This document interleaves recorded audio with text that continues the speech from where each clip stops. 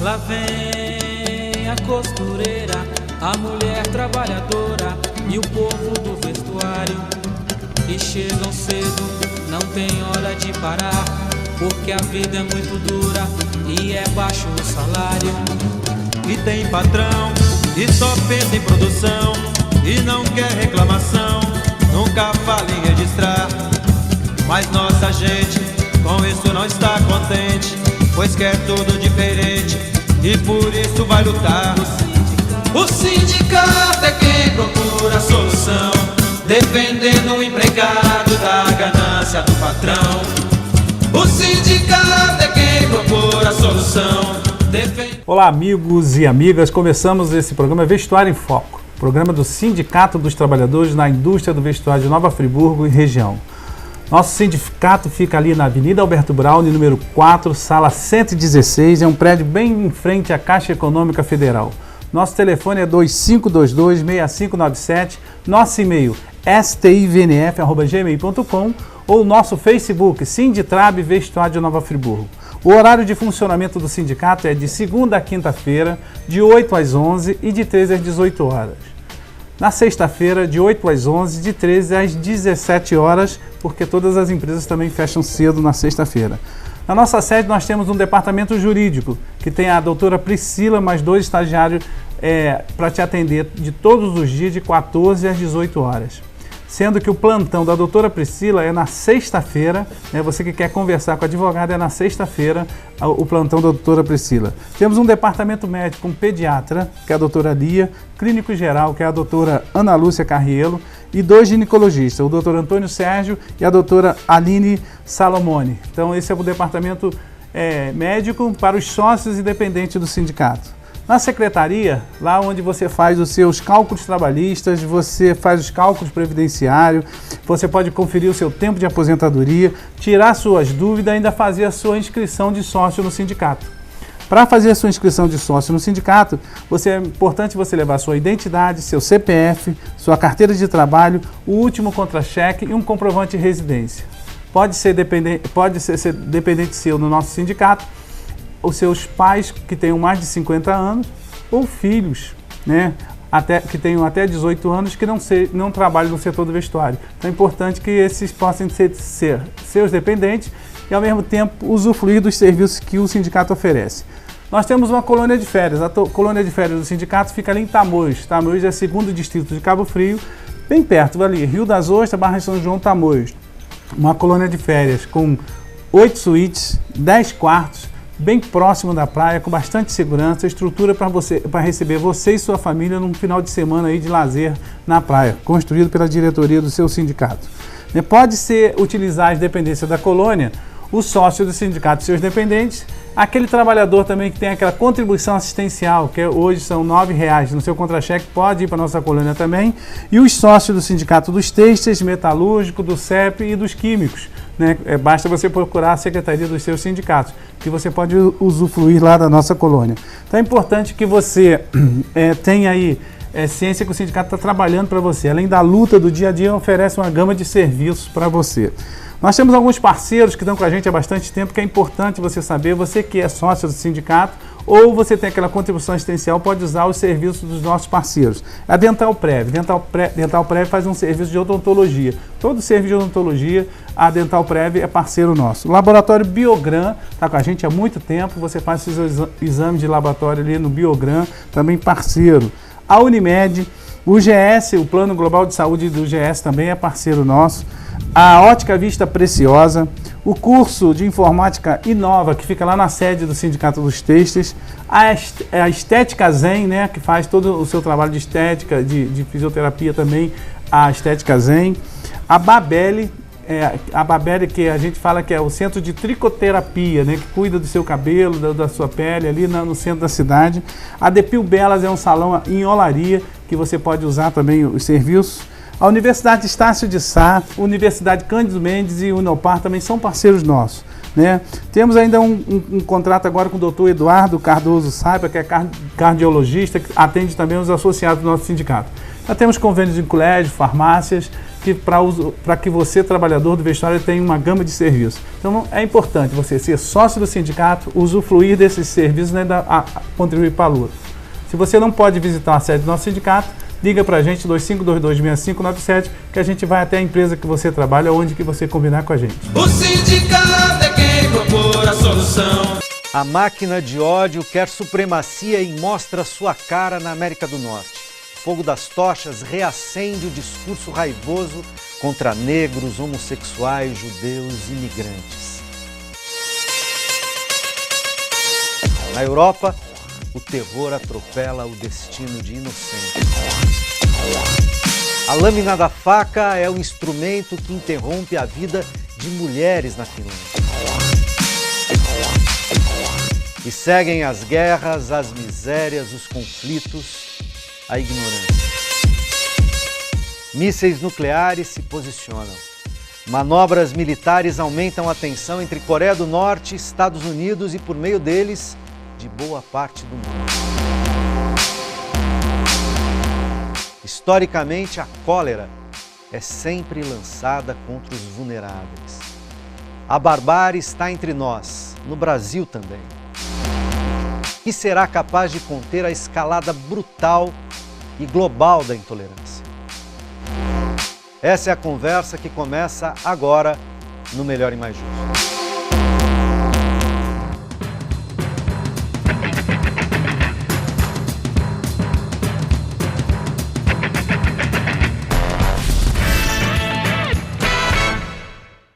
Olá, bem-vindo ao Melhor e Mais Justo. Para falar sobre o ódio pela diferença, estão aqui hoje comigo Laimer Garcia dos Santos, sociólogo, professor da Unicamp, e Giorgio Romano, especialista em relações internacionais e professor da Universidade Federal do ABC. Bem-vindos. Obrigado. Que selvageria é essa? Se é que a gente pode falar em selvageria sem ofender os animais, né? Que selvageria é essa que se espalha pelo mundo? Laimer. Olha, eu acho que o que está acontecendo agora começou, no meu entender, no 11 de setembro, quando... há quase 20 anos. Há quase 20 anos já. Quando se desencadeou uma quebra da supremacia ocidental e do símbolo do império. Os ataques foram todos dirigidos a símbolos, né? E foi uma transformação também tecnológica, porque foi uma transformação de aviões civis em mísseis. Né? Então você já tem aí uma conversão interessante e eu acho que começou ali esse novo tipo de conflito que depois veio se caracterizar ao longo do tempo. E depois a coisa piorou quando, do ponto de vista econômico-financeiro, teve a debacle de 2008, né? Em que, de certo modo, ficou evidente que o neoliberalismo, do ponto de vista global, fracassou, mas ganhou, porque conseguiu fazer com que a conta fosse paga, o setor financeiro conseguiu fazer com que a conta fosse paga pelas populações, transferir o ônus da desordem econômico-financeira para as populações. Para as populações pobres dos seus países e dos países periféricos. Todos, quer dizer, os povos começaram a pagar a conta, não é? E com um acirramento do conflito em escala global.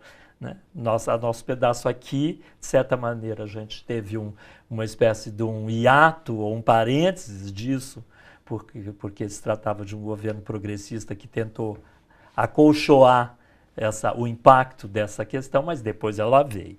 Né? Então, no meu entender, é aí que a coisa começa a desandar, para mim, onde a gente tem o fracasso do neoliberalismo com uma radicalização do neoliberalismo. Giorgio. Olha, é que é meio difícil, porque se a gente pega o século XX, se você pensa na Primeira Guerra Mundial, a Segunda Guerra Mundial, 60 milhões de mortos. Depois você teve as guerras pela independência, só 1 milhão de mortos na Argélia, na Indonésia. A barbárie e a selvageria acompanham os conflitos imperialistas, acompanham todo o processo de expansão do capitalismo. Nisso não há nada de novo. Né? Inclusive, se você pega olhando assim, nos últimos 200 anos, né? Não se pode absolutamente dizer que isso aumentou nos últimos 10 a 20 anos. Né? O problema é outro, acho. O problema é que a cada ato de barbárie, né? Cada ocupação, cada massacre que os povos viveram, cada massacre contra trabalhadores, você tinha uma reação e uma esperança, um projeto civilizatório. Né? Aí nasce o socialismo, nasce a ideia do Estado do Bem-Estar Social, nasce a esperança do Lula aqui no Brasil. Havia, assim, a gente reage a tudo isso. E acho que o problema hoje é que o projeto civilizatório se esgotou. A população não acredita mais, né? O trabalhador lá na Alemanha, hoje, nos jornais, ele não vai votar pelo Partido Social Democrata porque ele não acredita mais. Se ele não gosta do Merkel, ele não vai votar. Então, eu acho que não é que acho que esse é o problema, né? A falta de um projeto alternativo, né? Que evidencia então a incapacidade de reagirmos a uma coisa, a barbárie e a selvageria que faz parte dos conflitos capitalistas e imperialismo desde 200 anos. Isso é nenhuma novidade, né? Se você pega o filme Eu Não Sou Seu Negro, e vê a reação, o documentário que tem imagens que normalmente nunca se mostrou, porque se quis esconder sempre, como a população reagiu quando a primeira mulher negra vai para a universidade. Isso aí, sabe, não tem absolutamente nada de novo, mas havia esperança que pudesse ter uma reação. Que o mundo tem a capacidade de reagir e que isso viesse de um projeto coletivo, que tivesse trabalhadores e os povos oprimidos, esses setores. E isso está um pouco, vamos dizer, em jogo agora. A falta de um projeto civilizatório. E desse ponto de vista, a falta de um projeto civilizatório de contraponto, né? Porque parece que o projeto... em geral, tem alguma dificuldade com essa polarização da gente falar de maneira muito categórica em direita e esquerda, né? Mas ela simplifica um pouco a expressão, digamos, né? O chamado campo da direita, e agora mais fortemente se organiza, parece uma extrema-direita, né, pelo mundo, tem um projeto que é um projeto que parece que nega cada vez mais a ideia dos estados nacionais, das nações, dos países, por uma financiarização globalizada, e cujo projeto se define a partir daí, né? O que parece é que o campo progressista, a cidadania, a chamada esquerda e tal, não tem, de fato, conseguido organizar uma resposta à altura, e quando tem respostas, muitas vezes respostas pontuais aqui e acolá, não consegue ler adequadamente essas respostas, muitas vezes, inclusive, afastando essas respostas como variáveis para ampliar sua possibilidade de se articular, de se mobilizar. Estou falando, por exemplo, de 2013 no Brasil, né? Estou falando do que aconteceu na Europa com Podemos e outras experiências desse tipo, com Occupy e nos Estados Unidos e tal, onde essas expressões, digamos, minoritárias no campo da esquerda acabam, às vezes, sendo, inclusive, emparedados pela própria esquerda. Estou errado? Dá para a gente dizer que se há uma falência de um projeto de contraponto da possibilidade civilizatória, há o aprofundamento cada vez mais radical de um projeto econômico neoliberal, né? Laimé? Olha, eu acho que sim.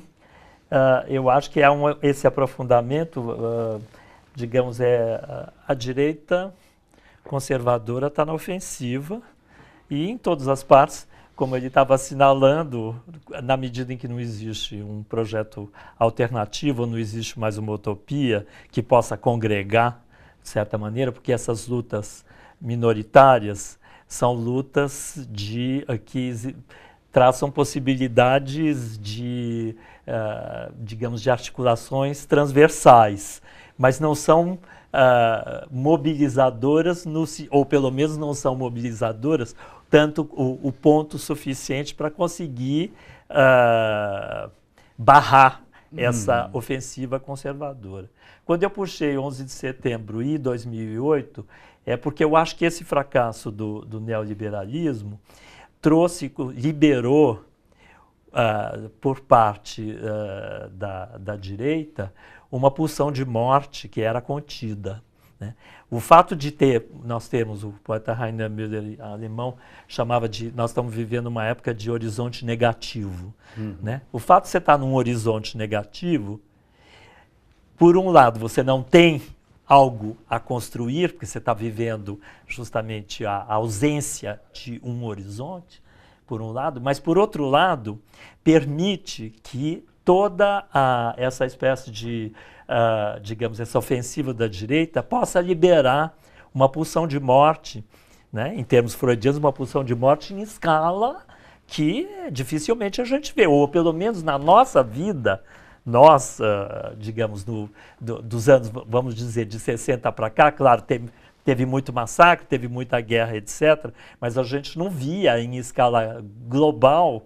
Mesmo no tempo da Guerra Fria, eu acho que não existia... A gente não via sem nenhum constrangimento, né? Parece que a própria direita, quem perpetrava esse tipo de, ou permitia esse tipo de coisa, tinha um certo constrangimento. Parece que os constrangimentos foram todos... Eu acho que eles acabaram na medida em que justamente a incerteza que o fracasso do neoliberalismo implantou em escala global, despertou nas pessoas um medo e um desejo de regressão, de segurar alguma coisa, de segurar aquilo que você pode tentar segurar. E, em geral, digamos, esse movimento regressivo favoreceu loucamente essa pulsão de morte, porque aí veio o que a gente poderia chamar o bicho preto, né? O bicho preto, que é digamos, a barbárie, aflorou já, como você disse, sem constrangimento, aflorou como uma afirmação, né? Uma afirmação que está calcada no quê? Nós vamos segurar aquilo que for possível, inclusive de uma maneira totalmente contraditória, porque você tem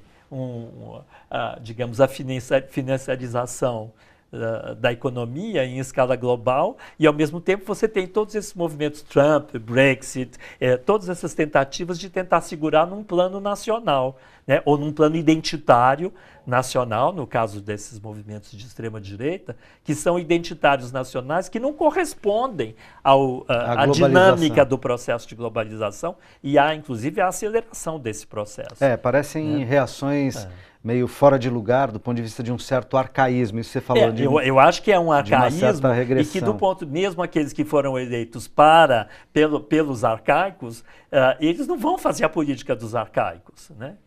É claro que o Trump não vai fazer a política do americano branco desempregado do interior dos Estados Unidos. Ele não pode fazer essa política.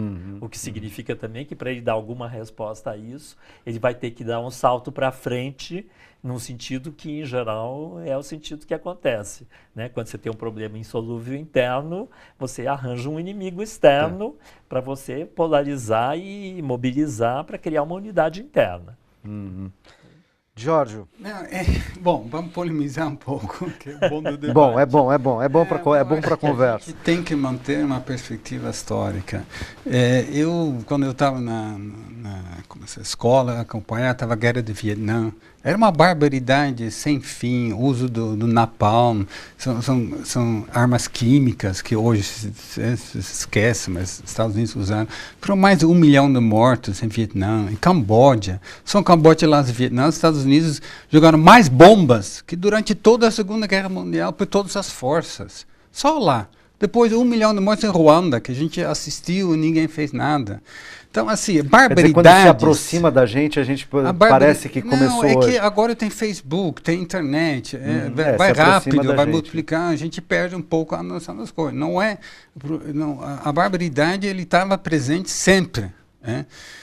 Eu acho, mas enfim, fora disso, eu acho assim, eu não diria que a direita está avançando. Eu acho que o que acontece é que tem uma disputa clara por recursos, que estão diminuindo. A população está indo de 7 para 9, 10 bilhões de habitantes no mundo. O que tem é uma enorme guerra para defender os interesses, os seus interesses. E então, por exemplo, nesse vácuo, alguns meses um ano atrás, 2 anos atrás, com o Brexit, Trump, a Europa vai tudo à direita, extrema-direita. Não é isso que está acontecendo. Absolutamente não. Entendeu? Não é, porque essa extrema-direita, ele também não tem um projeto claro de sociedade. Ele tenta entrar nesse vácuo que existe porque não tem um projeto civilizatório, um horizonte. Acho que o professor usou uma palavra muito importante, uma utopia. Quando a classe trabalhadora não tem utopia, ele deixa de ser um ator com uma perspectiva histórica. Aí é cada um por si.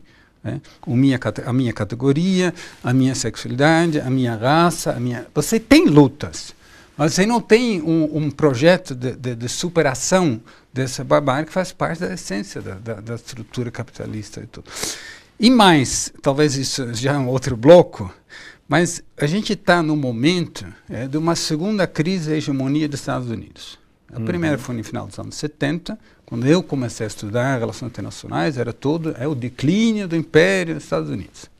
O dólar estava fraco, a inflação estava alta, Revolução do Irã, Afeganistão, Nixon, enfim, tudo estava apontando, era o fim da hegemonia dos Estados Unidos. E aí vem uma enorme capacidade de dar a volta por cima, Reagan investindo massivamente em recursos militares, forçando a queda da União Soviética. Você vê um enorme esforço para recuperar a posição do dólar, afirmar como a moeda principal da reserva no mundo. Conseguiram, em torno disso, um novo ciclo de inovação, com os Googles, internet, Facebook, etc. Hoje estamos numa segunda, a partir de 2008, por isso que se é para colocar uma data hoje, talvez mais que 11 de setembro, seria para mim setembro, 2008, a queda do Lehman Brothers, aí o momento que os Estados Unidos precisam, porque diante de 11 de setembro, eles ainda achavam que poderiam fazer sozinhos. Em 6 semanas, eles organizam uma invasão no Afeganistão. 6 semanas, só precisava 6 semanas. Do outro lado do mundo. Uma enorme logística, ninguém consegue. Lá, em 2001. 2008, eles não conseguem fazer sozinhos. Eles precisam pedir ajuda para a China. Eu acho que isso, e a partir daí, os Estados Unidos vivem. O Trump não é a origem da confusão. Não, é um efeito. Ele é a expressão dessa busca de sair dessa queda da força da hegemonia dos Estados Unidos. Evidente que eles ainda são a maior potência mundial, militar, que eles são, o dólar ainda está lá, firme e forte. A gente, para vender alguma coisa para a Argentina, a gente precisa comprar dólar, vender dólar, não saímos dessa, nem isso a gente conseguiu. Isso. Mas, não tem dúvida, há agora, que é diferente que no final da década de 70, quando teve a primeira crise da hegemonia dos Estados Unidos, você tinha Japão e Alemanha. Os dois não queriam assumir de ser um polo antagônico. Hoje tem a China. Então, de trás de tudo isso, você tem aí claramente tem uma disputa enorme.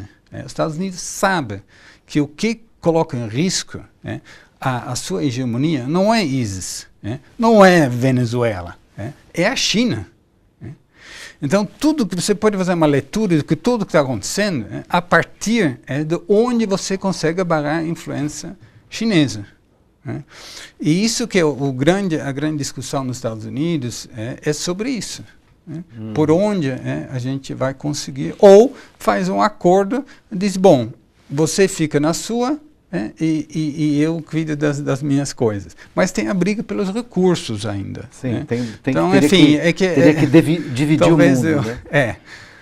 Deixa eu colocar os internautas na conversa, porque eu acho que, inclusive, você traz certas questões da geopolítica e geopolíticas a partir de um olhar, digamos, mais do campo econômico, das relações, quando você fala dos recursos, enfim, mas você coloca uma questão que tem a ver com as tensões que estão, tem a ver com muitas coisas, mas tem a ver também com as tensões que estão desenhadas ali no Oriente, por exemplo, com a Coreia do Norte, agora com o Afeganistão, e etc. A gente volta a isso daqui a pouco. Deixa eu colocar perguntas dos internautas, já tenho várias aqui. O Marcelo Melo pergunta: podemos chamar uma nação de civilizada quando muitos dos seus cidadãos não têm o que comer, não têm onde morar, quando tem os dois anteriores,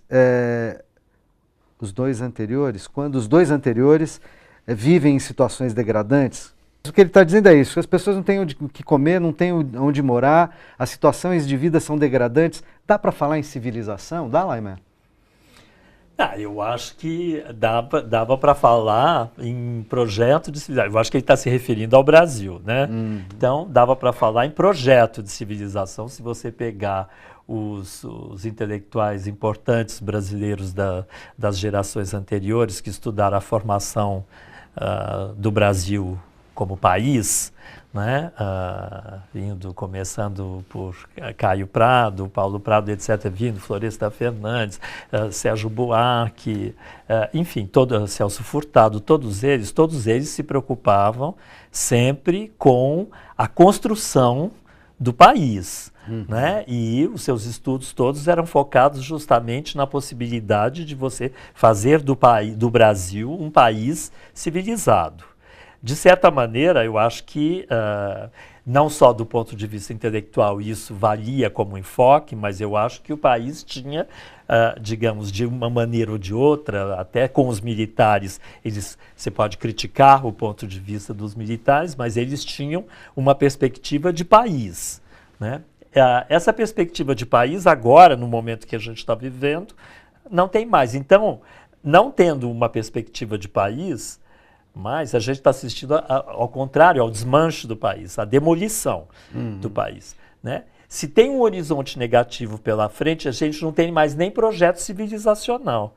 Então, o que acontece quando você não tem projeto civilizacional? A regressão aparece para você voltar para trás para o tempo da colônia, que é o que nós estamos fazendo de um modo muito, digamos, é claro que isso é ambíguo, porque você vai para frente indo para trás, né? Mas, de certo modo, o seu futuro é um futuro anterior, porque o que você está querendo é restaurar Casa Grande e Senzala, que é o que a gente está vendo proliferando na sociedade em todos os níveis. É só ver a contra-reforma trabalhista, lei de terceirização, e por aí vai. Vai da vontade de inscrever na testa do negro, de botar ele no pelourinho e inscrever na testa dele ladrão, né, tatuar na testa dele ladrão, até a revogação de todos os direitos trabalhistas, etc., passando digamos, por formas de trabalho que são puro restabelecimento da escravidão, etc. Isso, então, quer dizer, se você não tem uma perspectiva civilizacional, você tem uma regressão, é claro que não dá, a pergunta eu acho que procede, dá para falar. Antigamente dava para falar no sentido de uma construção, mas se nós estamos vivendo um processo de destruição, não dá para falar. A gente aqui, antes de começar, o Giorgio brincava e falava assim, bom, mas dá para falar que tem civilização? Né? E aí, Giorgio, dá para falar em civilização com gente passando fome, gente sem ter onde morar, gente sem ter direito básico e tal? E aqui eu vou insistir na ideia que eu tinha trazido, quer dizer, sem negligenciar o fator histórico, mas dizer, quando essas coisas chegam próximos da gente, próximos podem ser virtualmente, com Facebook, internet, que muito rapidamente a gente tem acesso a informações do que está se passando em outros lugares do mundo, mas chega muito fortemente na carne, porque a gente está vivendo isso no Brasil depois de um período onde parecia que a gente tinha dado um salto civilizatório, né? Não, minimamente. Eu não acho que houve um salto civilizatório, houve um salto na capacidade de pensar, como o professor falou, uma nação que está indo numa direção de superação das contradições. Mas mesmo que o Brasil foi, durante a época Lula, um dos poucos países no mundo que diminuiu a desigualdade é tão gritante que não tinha nenhum motivo para sugerir que a gente tivesse chegado próximo a alguma coisa de civilização. Né? Mas tinha se mexido, né? Estava indo na direção certa. Né? Isso, estava indo na direção certa, havia quase estava se construindo um compromisso. Só que a gente percebeu que não havia compromisso nenhum pelos que têm os privilégios da sociedade. Acho que o máximo que a gente conseguiu é um consenso que precisa evitar a fome gritante, então mantém-se a Bolsa Família, ninguém vai fazer uma campanha contra a Bolsa Família para ganhar as eleições. Mas a diminuição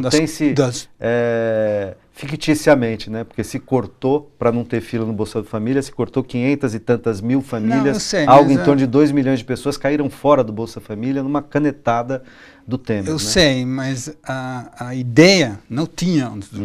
A ideia não se discute. Acho que mas não é esse o ponto. O ponto é que o que marca o problema de convivência civilizada no Brasil é a enorme concentração da renda, as enormes desigualdades da renda. Que isso precisa de estar na agenda, que não está, que precisa de políticas duradouras, e tem um projeto de sociedade. Hoje, isso não está mais na agenda, isso não é relevante. A gente vai privatizar, vai concentrar, e nisso, a questão da época dos militares, pelo segundo Plano Nacional de Desenvolvimento, década de 70, isso foi importante para construir a ideia da nação, mas a gente sempre tem que pensar que foi um processo concentrador de renda, foi um processo de construção no Brasil, mas agravando as desigualdades nesse período. Então, assim, quando começa um projeto de pensar nação e desenvolvimento e justiça social, isso foi assim, absolutamente único na história do Brasil, durou pouco, porque quando chegava, estava indo numa direção, quando chegava aos privilégios, aí as pessoas, enfim... Aí as oligarquias reagiam e... Sim, mas o problema você fala, quando você vê a miséria, etc. Isso que é uma coisa que eu não entendo. Você vê, todo mundo vê 27 bilhões do lucro líquido dos 3 maiores bancos privados no primeiro semestre. E você vê a miséria do outro lado crescendo, desemprego, etc. Não tem indignação. Porque o início de qualquer projeto coletivo do socialismo, ou que for que seja, de uma reação, é indignação. Entendeu? Eu acho que nós, TVT, nós cometemos também erros. Claro, exaltar demais os avanços, a não mostrar as profundas desigualdades que ainda existiam na sociedade. A gente teve que, enfim, eu mesmo penso algumas coisas que eu... porque a gente precisa entender que a coisa está muito... tem muitas desigualdades. Que se a pessoa pensa, mas o cara está lá falando que ele resolveu pela primeira vez na história do Brasil, mas eu ainda estou vendo que vive muito pior que o cara... Aí ele também perde a identidade com esse projeto. Entendeu? Ele não foi chamado, não é chamado para participar. O que falta é participação dos trabalhadores. Se não tem participação dos trabalhadores, eu, professor, podemos pensar belas coisas, alternativas para o Brasil, mas não vai.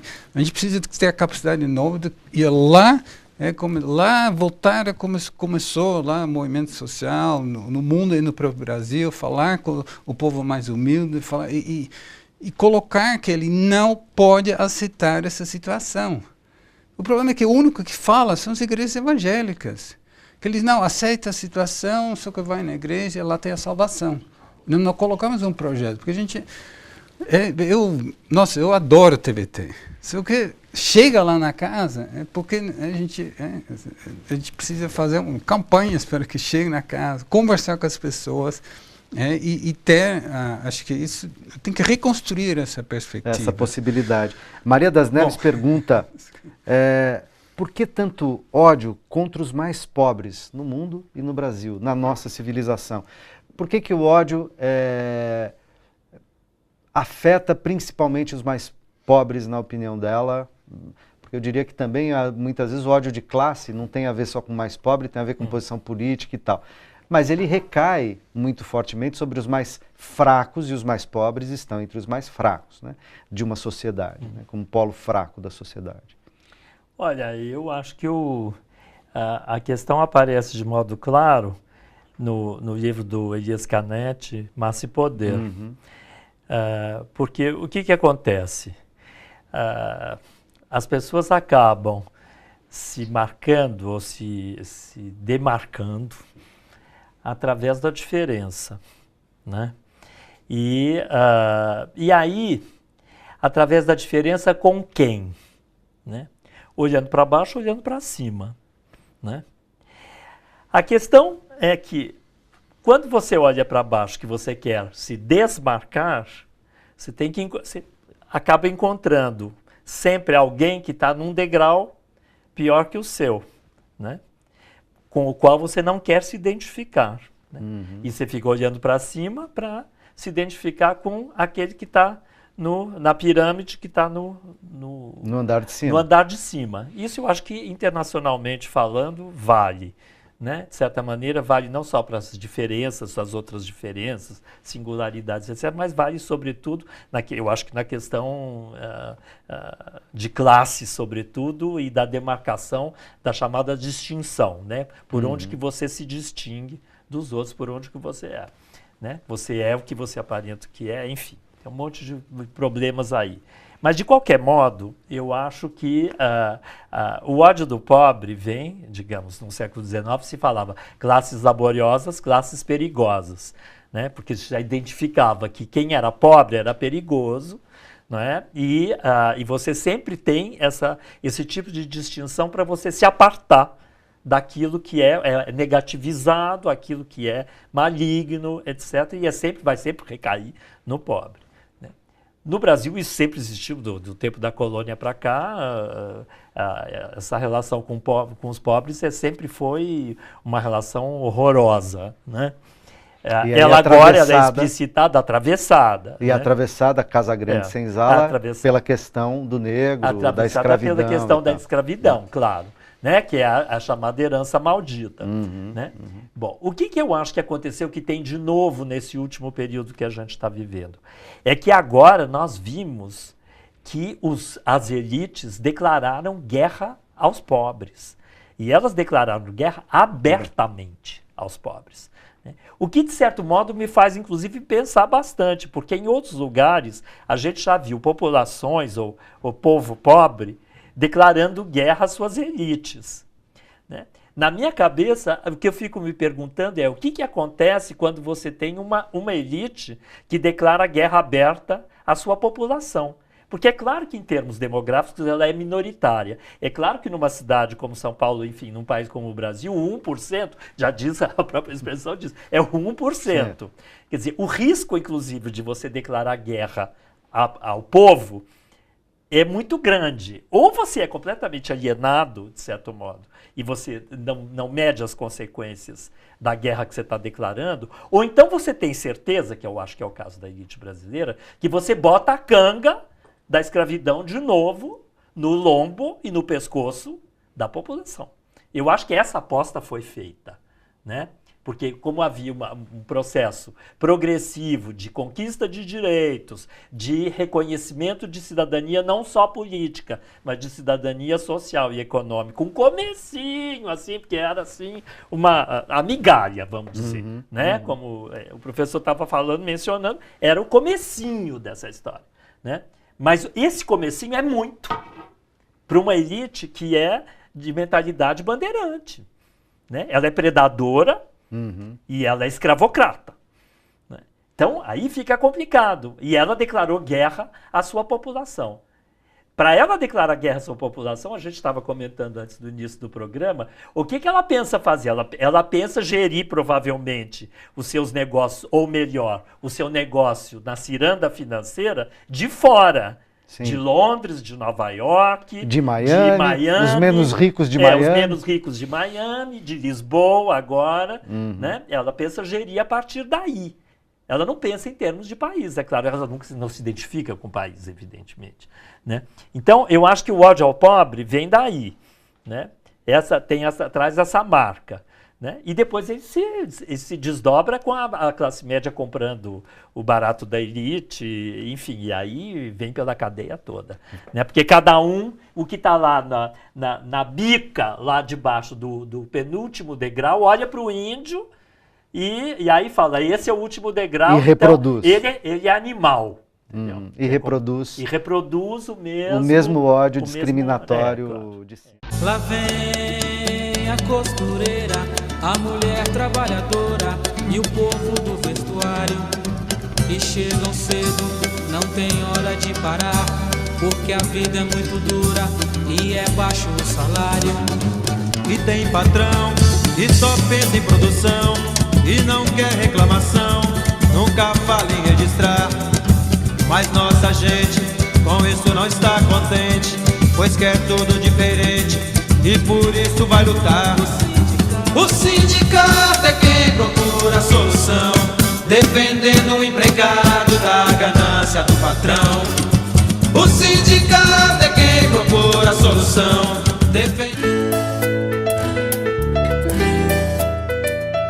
Sendo sócio do sindicato, você poderá desfrutar dos benefícios que ele oferece. Departamento Jurídico, Departamento Médico, curso de Informática, colônia de férias em Tamoios, 2º Distrito de Cabo Frio, atendimento na Secretaria para esclarecimentos e diversos convênios. Para ser sócio, basta comparecer na sede do sindicato, que fica na Avenida Alberto Braune 4, Sala 113, tendo a carteira de trabalho, identidade, CPF e o último contra-cheque em mãos. Seja sócio e fortaleça o seu sindicato.